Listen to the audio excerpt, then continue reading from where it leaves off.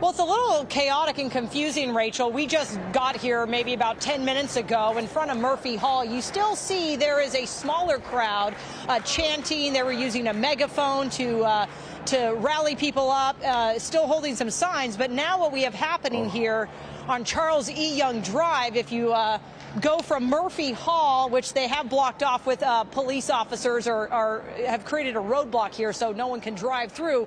But down that way, the group has now started to march to a different location. And obviously, we know that this started at Kirchhoff Hall, where there was a police line keeping those protesters from re-entering. But again, they moved over there to Murphy Hall. So we'll kind of see they're chanting and beginning to walk this direction. So I'm not seeing a heavy police presence as that line of officers from that other location on campus have not made their way over here, maybe letting these protesters do their thing.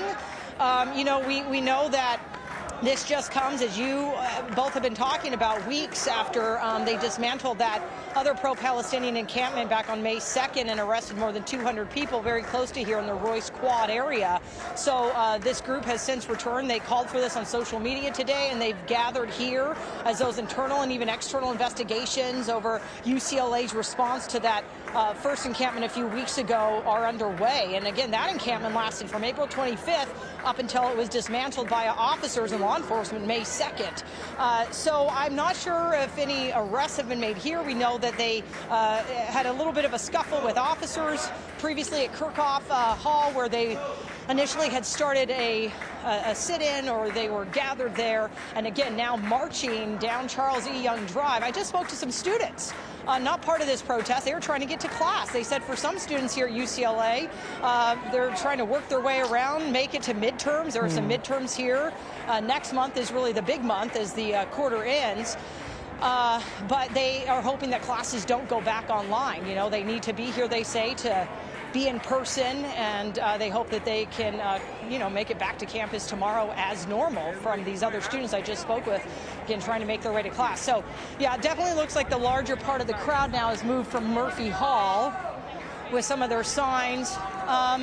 It does seem a little unorganized. I don't know if they really have a plan. No one's talking much to the media. They want to, they say, stay focused on their message and their leader. So I guess they have now gathered on the steps of this building right in front of me, and my photographer Francisco is kind of just showing you the scope of where they've spread out here on the street. But Rachel, I also want to get to that statement here, you know, that came just a short time ago from the Administrative Vice Chancellor's office, and also the Chancellor for Campus Safety, saying that they have withdrawn the consent to remain on campus for these demonstrators at Kirchhoff. So, you know, they've kind of pushed them off the Kirchhoff patio, asking them to disperse as they moved over here to Murphy Hall. But the statement goes on to say there is reasonable cause to find that the demonstrators' activities, including erecting those barricades earlier, establishing fortifications, blocking access to parts of the campus and buildings, they're disrupting the campus operations. So they've asked those demonstrators to disperse. They've just kind of moved on. They have been informed, though, that if they do not disperse, if they, again, form any kind of blockade, if they disrupt any kind of campus activities, that they will face arrest. That is the warning from the Chancellor, the Vice Chancellor's office, and the security personnel here. And they say, yeah, you will have that possible disciplinary action. We can order you to stay away from campus for 7 days, whether you're students, faculty, staff, that, you know, you will face those consequences through the office here of the Administrative Vice Chancellor. So again, just kind of standing by.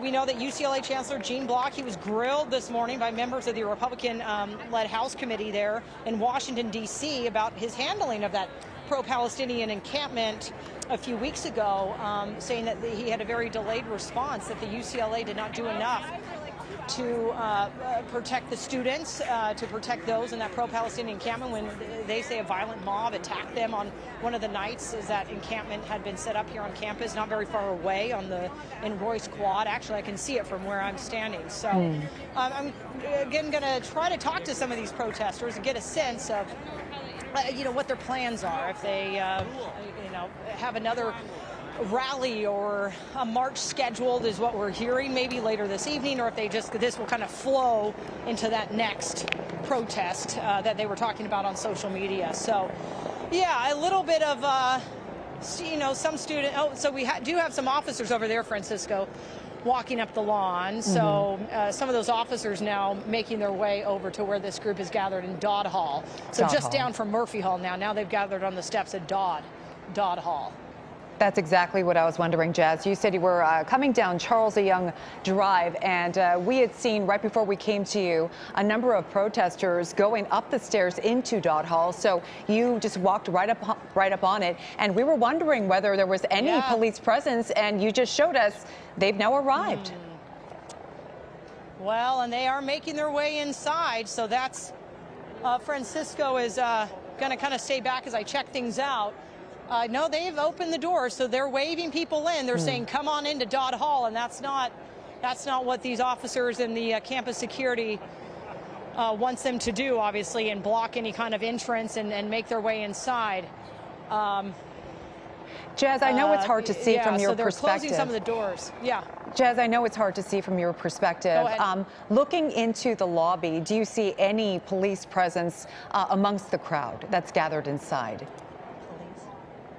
No, I just see some of the officers standing out here in their riot gear, their helmets. You've got about 50 sheriff's deputies down there further to the east. Pete Demetrio with KNX standing next to me along with a ton of other media. But yeah, we have about 50 other officers. He's telling me that sheriff's deputies that he saw to the east of here, and along with the line of officers that are still there at Kirchhoff. Right. So they're kind of, I guess, in various areas now of the campus. But yeah, they've made their way inside Dodd Hall. Yeah. They are. Maybe Mark.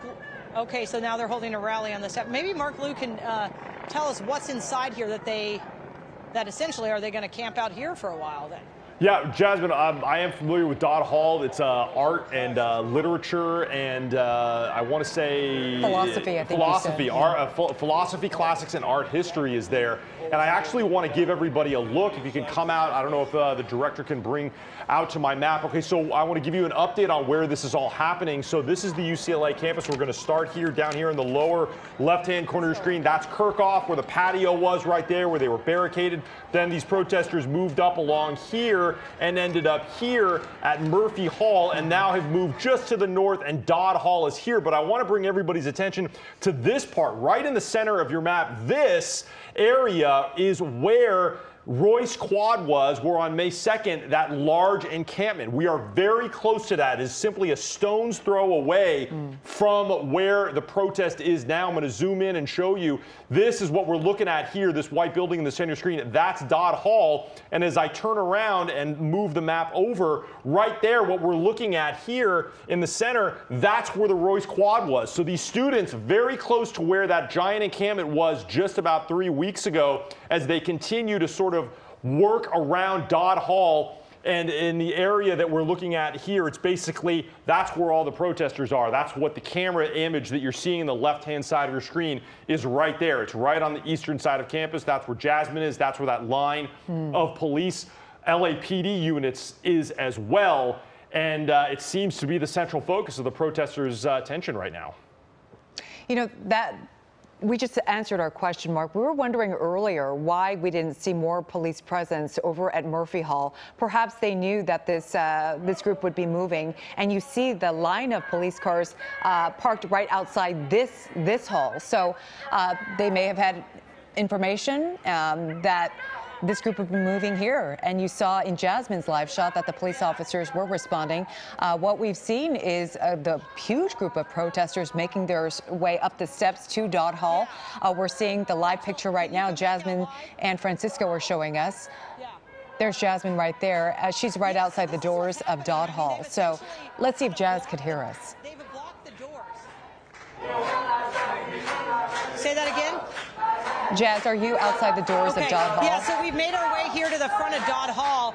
You can see that these protesters are locking the door. They're not letting anyone else in, so they've essentially locked themselves inside. They were motioning for other students, other fellow protesters to get in, and now they're just holding the door. So I'm not sure what's going to be happening here as the chanting continues on the outside. Yeah, so classes are taking place in here. They're not letting anyone else in. We do see some LAPD officers out on Charles E. Young Drive.